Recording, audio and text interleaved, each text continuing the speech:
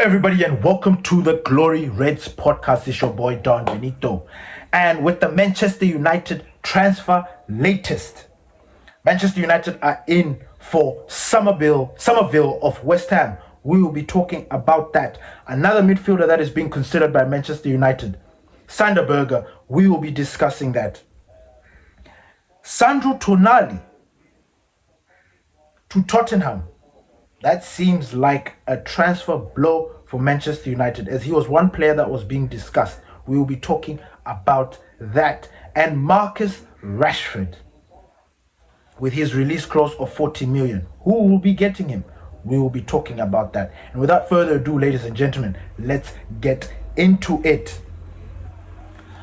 So it has come as a surprise that Manchester United are now looking into getting Crysencio, Summerville of West Ham. He shone for the Netherlands when they played against Japan, and I think immediately alarm bells started ringing in the Manchester United hierarchy, like, look, we need to get this player.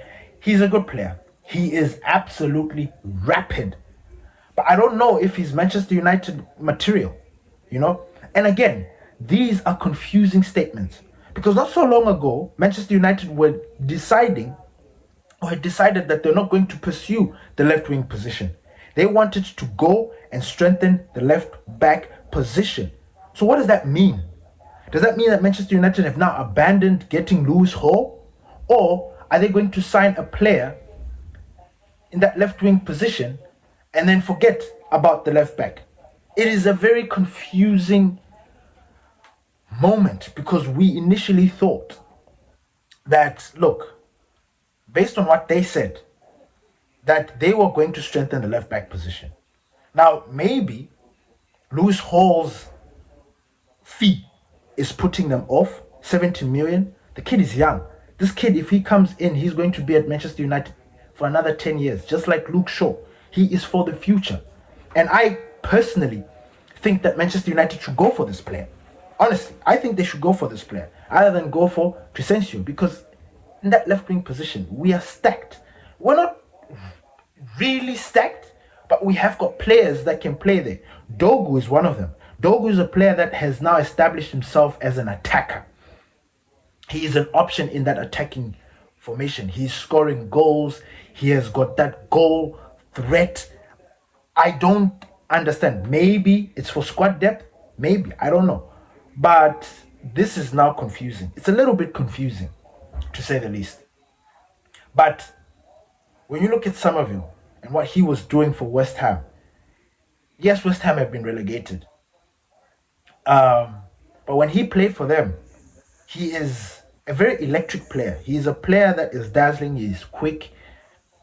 He's got a good eye. He likes to take on players. That 1v1 situation, he's very, very good when it comes to that. Now, the deal is 50 million. Because West Ham are asking for 50 million pounds. It comes in a situation where now Manchester United are now trying to do a double swoop for these two players, Mateus Fernandes and Summerville. And West Ham are asking for 140 million pounds for both. I don't know if Manchester United are going to do this, because in that same breath, it has been said that Manchester United are willing to pay less, or want to pay less for the two players. So I don't know. I'm a little bit confused. I think they need to stay focused on signing Mateus Fernandes, because there are sharks in the sea. They smell blood. Real Madrid are out for this player. Arsenal are out for this player. PSG are out for Mateus Fernandes. So we need to push and do this deal real quick. Adding Summerville into the equation kind of just confuses things, kind of just stalls things, kind of just makes them think that, is it worth the deal or not? And it puts them in a very awkward situation. Anyway, moving on. Sandro Berge. All of a sudden, Sandro Berge is back on Manchester United's radar. This player, we wanted him, I think 2 years ago, before he moved from Burnley to Fulham. We wanted to strengthen the central defensive midfield position. But somehow, we missed out on getting Sandro Berge. He had a very good game yesterday against Iraq for Norway. He is your traditional defensive midfielder. Now, perhaps Manchester United are still looking for budget cut players. I don't know if he fits what we are looking for, but he's a strong defensive midfielder. He knows how to carry the ball. He's got a good eye for a pass. He could help Kobe Mainoo, because I don't believe Kobe Mainoo is a CDM, and it looks like Kobe Mainoo is being pushed into that direction. Kobe Mainoo is an 8 or a 10. Honestly, I don't see him as a 6. I don't see him as a sitting defender. But Sander Berge, the only way or the only reason why I would entertain this situation is only because we need depth in our squad. Because there are going to be injuries. That is inevitable. Who is going to get the injury? We don't know. But at least if we've got the squad depth, then we are able to mitigate those situations. If we, let's say, Kobe Mainoo gets injured, then maybe we've got Sander Berge there to come in, or Mateus, Fernandes there, Edison. We've got players that can come in and fill that void and not drop the quality. So, Sander Berge to Manchester United, hey, I don't know. If Manchester United are able to get a budget cut situation deal, go for it. If you want him for squad depth, go for it.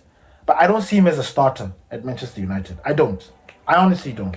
And it is kind of crazy when you think about it. When we wanted him, the time when we wanted him, we never able to get him. And now all of a sudden he's back. I don't know what Manchester United are trying to cook here. I don't know what their situation is. Anyway, let's just wait and stay tuned on that situation.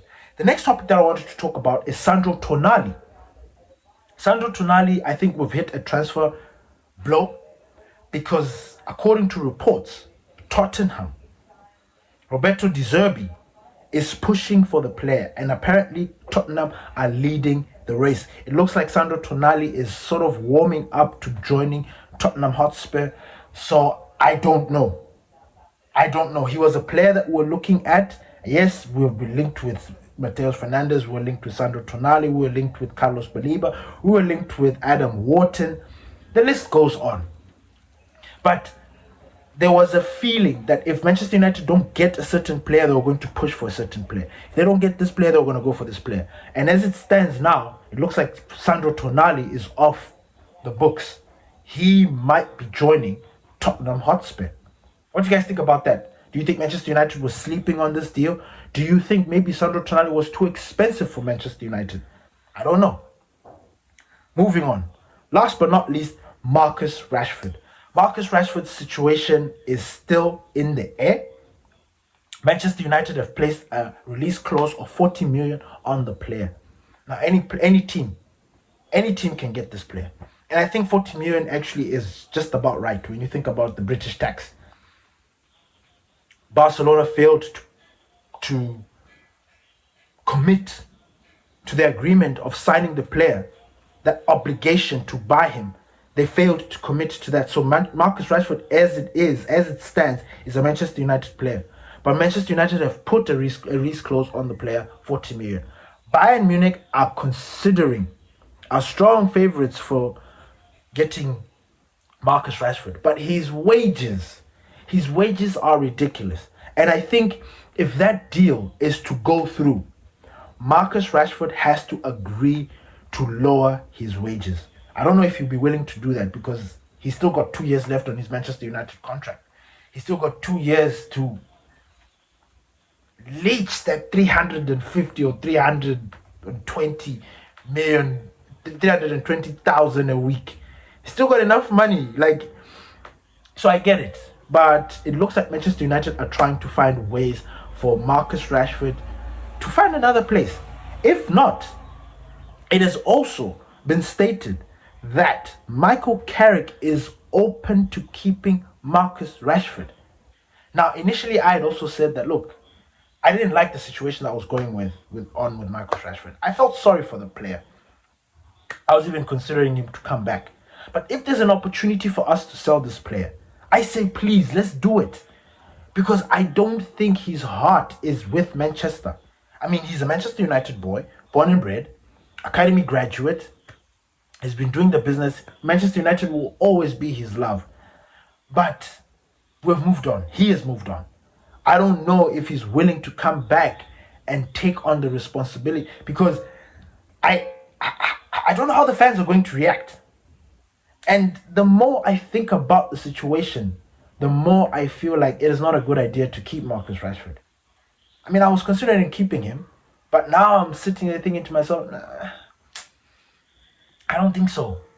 Because Marcus Rashford right now is still focused. He's focused on finding a way out of Manchester because of the burnt bridges.